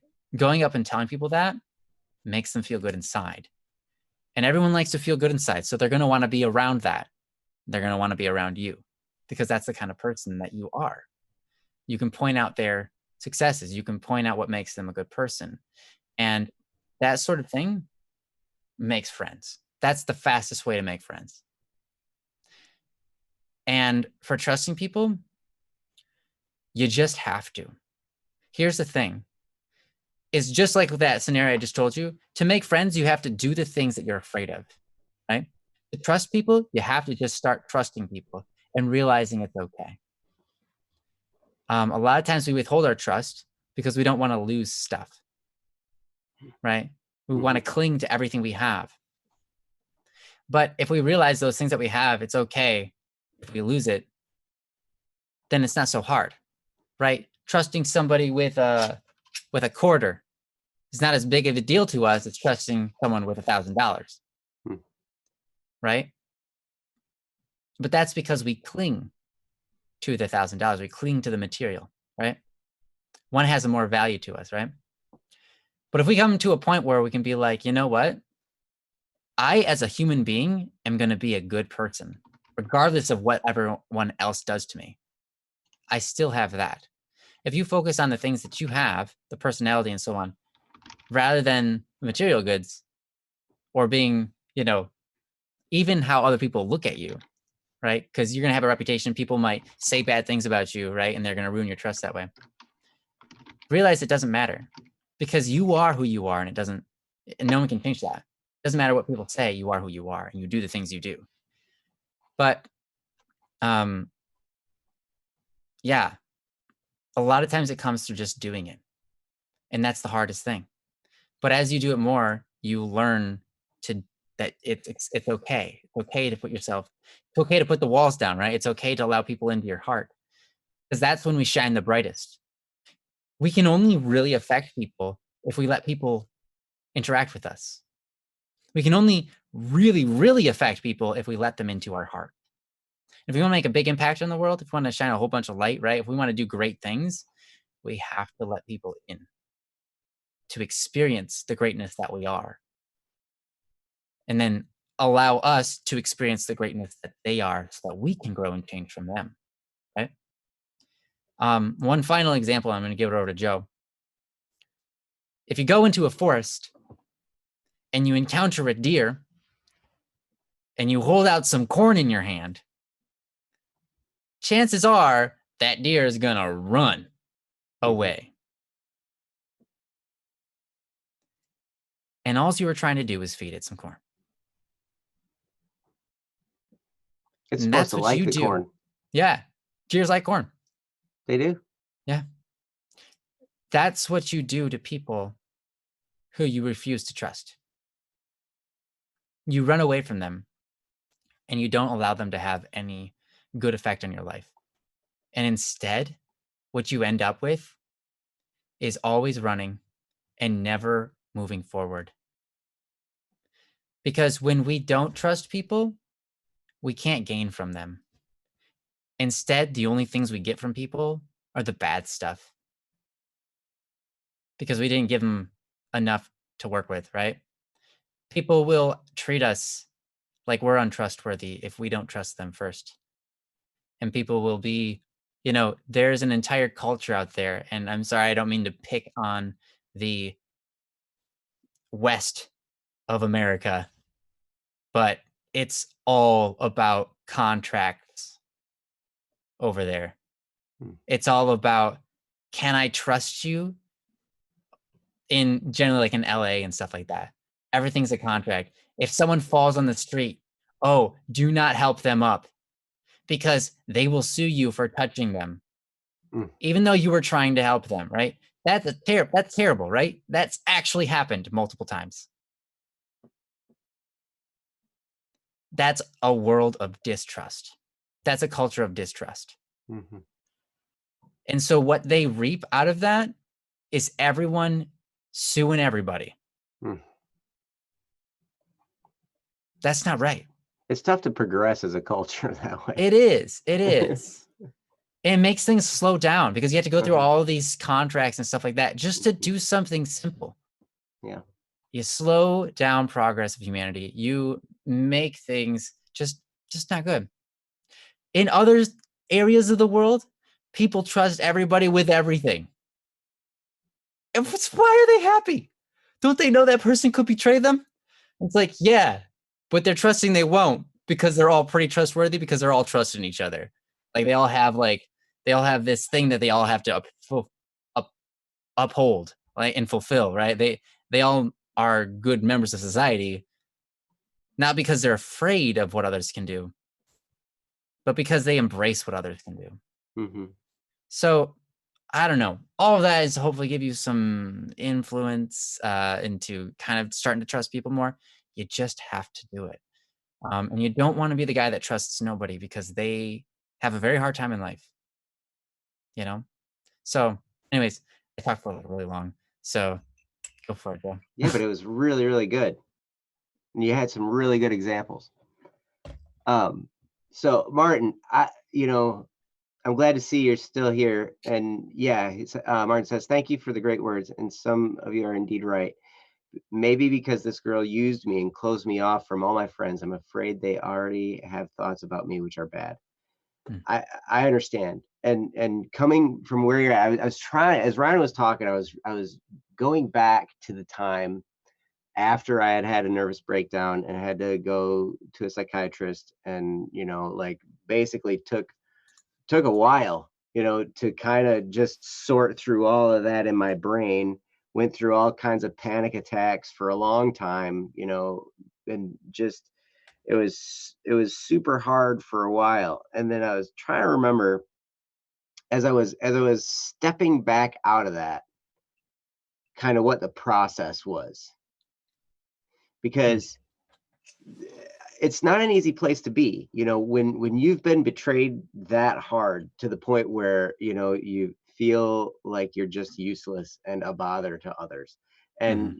you've been you've you've been treated in such a way that makes you feel like that, and then you've gone to see a therapist, and that's kind of it's getting you back on the right track, but it's a process to come back from that, and to get to the point where what Ryan's talking about, where you can trust again. And there's this great song called "No One's in This Alone" in the Criminal Idol series, and it talks about that. I'm learning to trust with you. And I was starting to trust again, and Hmm. things like that, where it's like, okay, this is a process. It's something that's going to take some time. It's not something you're just going to flip a switch and be able to do. Like, you can just stretch a little bit. Say, okay, this is where I'm at right now. Okay. And it's okay for me to be here, Hmm. It is. because of what I've been through. This is where I'm at, and that's okay. I'm on a journey here, and you know what? I'm gonna stretch just a little bit. I'm gonna give a little bit of trust, just a little bit, to this area. And one of the things I remember very clearly, one of the things I did was I got a job at a hotel as a bellboy. And, you know, just a really menial minimum wage job, simple job. You know, it was mostly I was the guy who went around and emptied the trash cans and cleaned out the ashtrays because you could still smoke inside, and Yeah. all that. I was the guy who did all the little jobs that nobody else wanted to do. And once in a while I'd help people push their luggage around. You know, and what I what that did for me at that stage of my life was I was doing something useful at a time when I felt useless. And even though it was simple and didn't pay very well, it was something. It got me out around other people. It helped me learn that there were that all the people that I had surrounded myself with, you know, that they were my whole world. And what that taught me when I got that job was the world's much bigger than I thought. There are lots of other people out there. And there are lots of other interesting people out there. Like, wow, like there are new things to experience. I remember being at that place and there was this restaurant there where they had just amazing steak fries. Hmm. And I was like, I would look forward to days when I didn't always buy lunch there. In fact, a lot of times I packed food because it didn't pay very much, so I had to like bring my own food. I couldn't afford to just spend all my money on the food there. But there were days when I would go there and I would get a burger and some of the amazing steak fries. And I started to learn about different stuff. And it was really cool because it kind of opened my mind up to things. And I still didn't trust people, but that was okay because I was learning how to just be a part of the world again. And that was cool. And then from there, moved on. I ended up going back to college, just community college, and I started taking classes and stuff that I thought would interest me, like media technology, and then I got into music and stuff like that. And it was pretty cool. But it was a very kind of slow and stepwise process. It was a stretch here and then a stretch there and then just a little stretches as time went on. And I had people encouraging me, mainly mostly my parents. They were just like they'd be like, "Okay, did you ever think about taking this step?" And I was like, "Oh, that maybe. Not yet, but maybe in a month or something." And they were really patient with me, which was cool. But at the same time, it's like, okay, I understood it was going to take some time. So then, okay, so now we'll fast forward. So that's kind of where it was. Understand, just to recap that, it's okay to take your time. It's okay to stretch just a little bit at a time. In fact, I was just on the phone with Ryan's brother Kyle, and we were talking about all the stuff that we're planning to do at BSS, and all this stuff we're going to be rolling out soon. And he was like, "How did you figure out that you could just do all that all of a sudden?" I was like, "I don't know. I just kind of looked at it and I was like, okay, my schedule can do this." And then I was like, well, logically, this is the most I can do right now. But you know what? I can stretch just a little bit. I can do just a little bit more. And I was like, that's really what all of us need to do right now is just figure out, okay, these are my constraints. This is where I'm at. This is what I can do right now. And that's great, man. Awesome. Do that. And then start to think about how can I stretch just a little bit? How can I just move that? I've got these constraints. How can I just widen that just a little? And then that becomes my new constraint. That becomes my new normal. And then you can revisit it again. how can I stretch it just a little bit? Jeff Mosher on staff at BSS, he laid all this stuff out. He like has it stepwise. He has it planned out how he's going to stretch himself over the next couple of years. And it was amazing. I was like, wow, like he has put some deep thought into how can I take little steps along the way so I don't overwhelm myself, because that's the enemy. You don't want to overwhelm yourself, because then you just quit and fall back, and all your progress just goes back to nothing. So it's like, okay, you just got to take it step by step by step, little baby steps, and then before you know it, you're beyond where you ever thought you would be. And you're just like, oh my gosh, this is great. So now when it comes to trusting people, I pretty much trust everybody. I trust everybody to be people. And people are messed up, man. I have people close to me that I got to deal with on a regular basis that I know they're going to just be angry. I trust these people. I trust this person. There's one in particular. I trust to just be angry. Like, this person is just going to be angry all the time. I trust them that they're going to be angry. They're going to be mad at me regardless of what I do. Okay. You know what that does? That gives me freedom. Because I don't care. If you can trust that someone's going to probably betray you,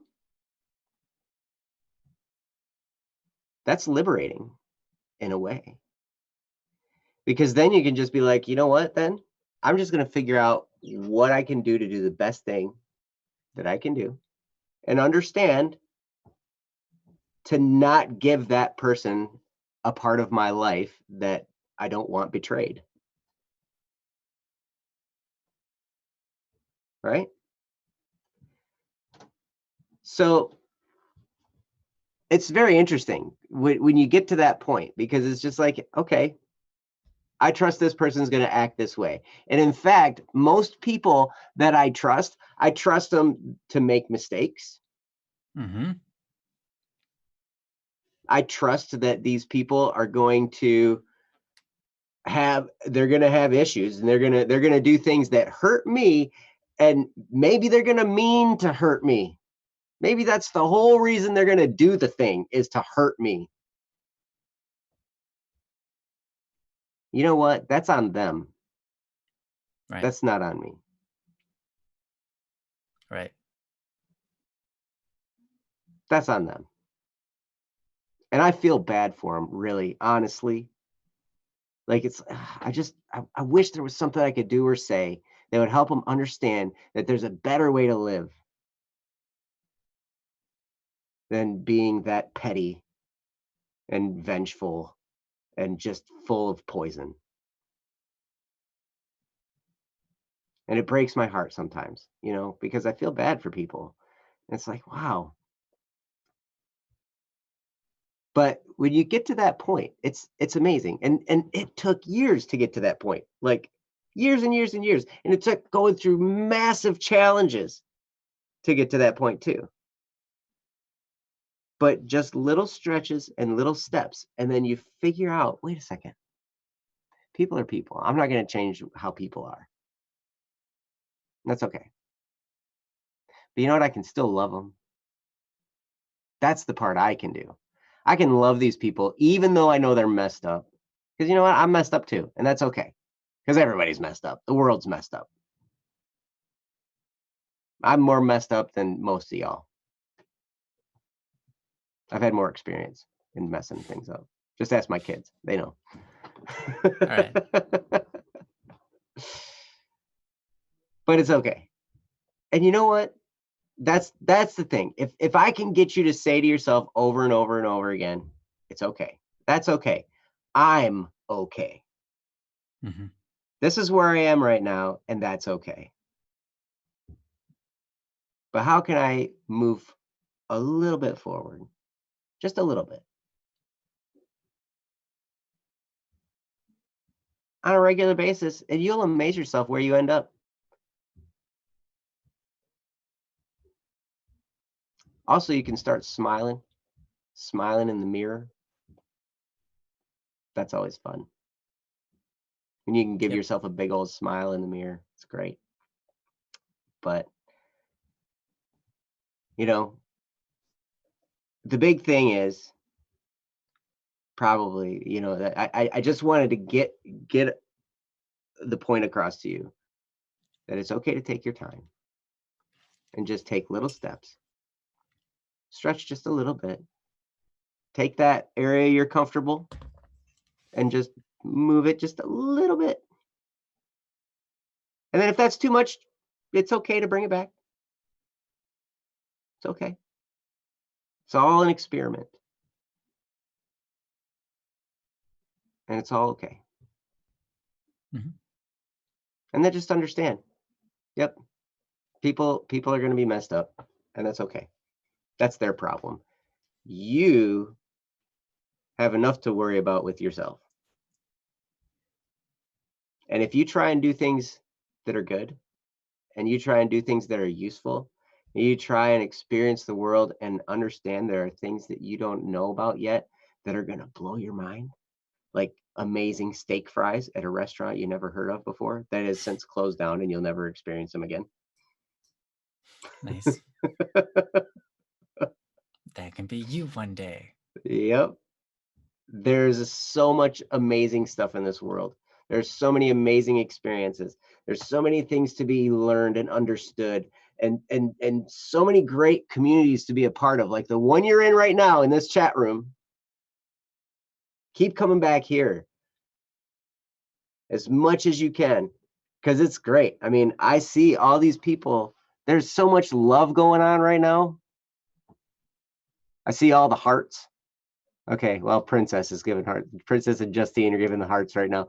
And Thanks, you Justine. guys, man, yeah, just all the love going on with all you guys. It's wonderful. So keep coming back here and let it fuel you and encourage you. Mm-hmm. And you know what? And you take those little steps, and you're going to be great. So that's what I have. Ryan, did you have anything else?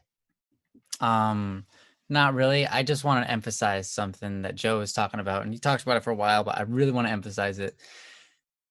It's okay to be where you are right now. I'll tell you, I know tons of people who are currently facing all sorts of different kinds of problems. And it's okay. Because I know one day they will figure it out and get through it. Mm-hmm. Right? And you will too.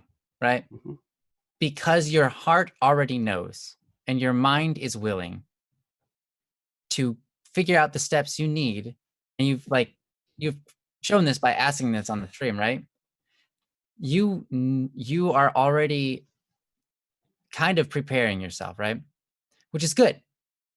So it's okay to be where you're at. It's okay to just be, fresh out of, depression and figuring that all out. No problem in life is too big for you.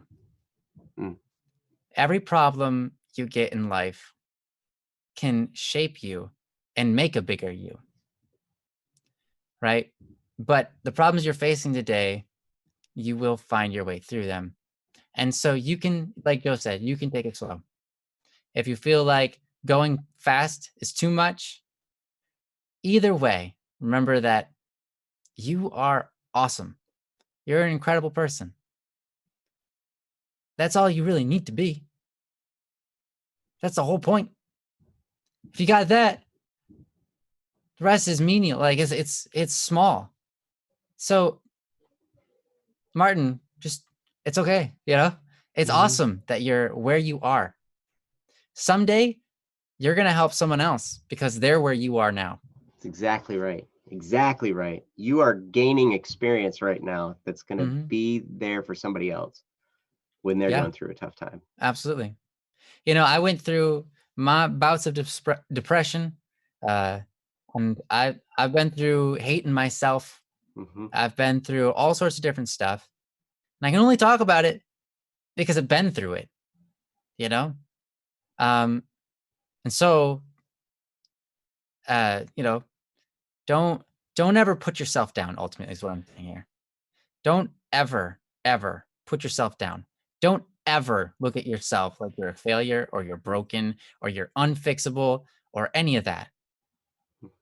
Because all of that is pointless, wasted time to think about that stuff because none of it is true. Mm-hmm.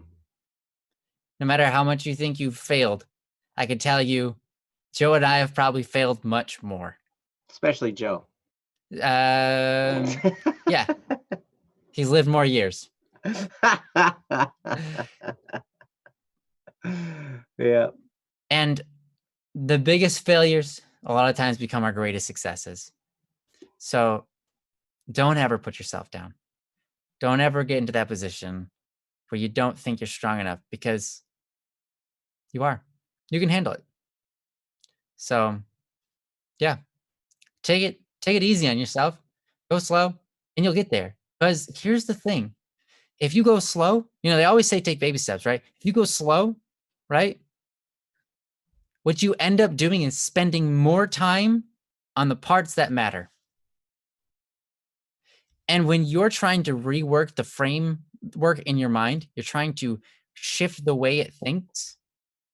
It's all about habits, establishing new habits. Mm-hmm. So going slow and taking one thing at a time and accomplishing it and making it a new habit is the route to success in anything.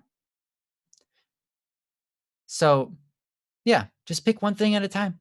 Go with it. Try it out for months until you've nailed it, and then take the next step. And you will be amazed. You will be insanely amazed at who you are when you get out of when you find the ability to love others without worry. Mm-hmm. When you find yourself in that position, because you will, as long as you try, you will. When you find yourself in that position, you're going to be amazed at what the world really is. Mm-hmm. You will, I don't know how to say it, but it is completely different. All right. The world is completely different than how we imagine it once we come to certain realities and we start to realize, not so many people are really focusing on us.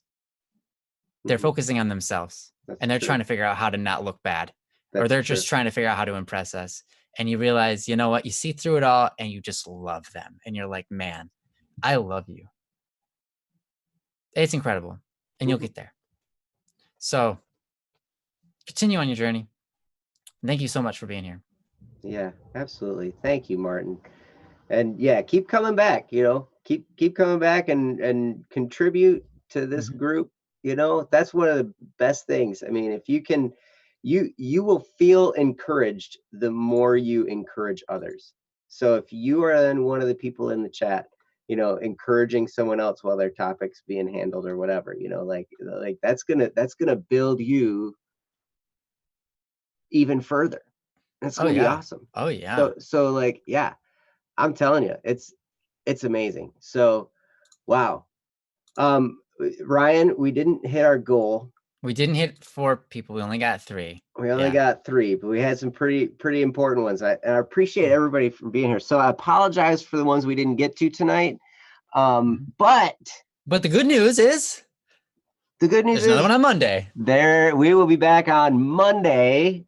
And you all will be too, because everybody's on lockdown, so nobody's got anything better to do anyway. Yeah. Anyway, yeah, you're obligated. So no, just kidding.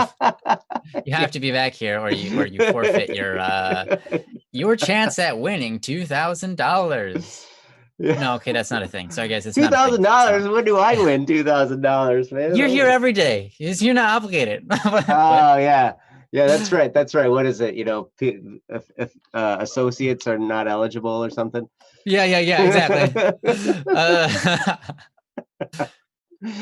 Yeah. So anyway, So thank you guys for all being here. My goodness, the chat was amazing. You guys, Yes. wow. I love you guys so much. Yep, you guys are so wonderful. Special thanks to Jesse for producing the show and doing a bang up job there. Also to Princess for running our chat room and being our hostess there. You know, you guys and all of you guys that were here. Anybody who's contributed topics, thank you. Anybody who's just here encouraging in the chat, thank you so much. And to all the lurkers, thank you for being here as well. You are always welcome to come and listen. And when you feel comfortable enough to contribute in the chat, you just jump right in and do it. You know, and now you're going to have more and more chances because we've got Monday, Wednesday, and Friday that we're going to do from now until I don't know when, you know, just whatever. We'll do it until we stop. We'll do it until we stop, which might be never. I would like to add more days. Amira, that is actually the suggestion we went with. This show today is called Don't Fret Friday. Don't Fret Friday. That's right. Yep. And I see the Don't Mourn Monday. And we ended up with Don't Muddle Monday. Don't Muddle Monday. Yeah, mourn is a great word, and it's honestly one of the top picks. But I think Don't Muddle Monday just has a nice, interesting ring to it that we can't pass up. Yes.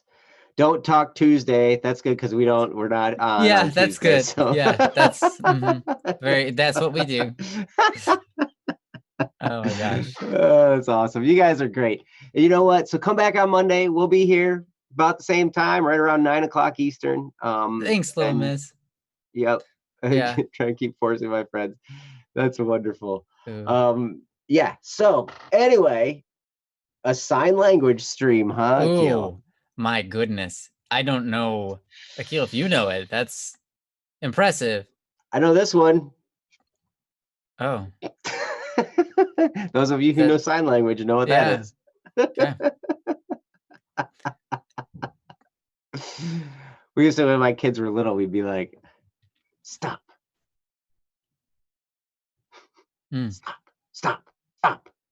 Stop. There's this one, which means more. Yeah, well, this is more, or this is more. Oh, yeah, this is more. Yeah, sorry, yeah, this is more. This is all done. Yep. This is done. That's right. This all is done. This is all done. This is more.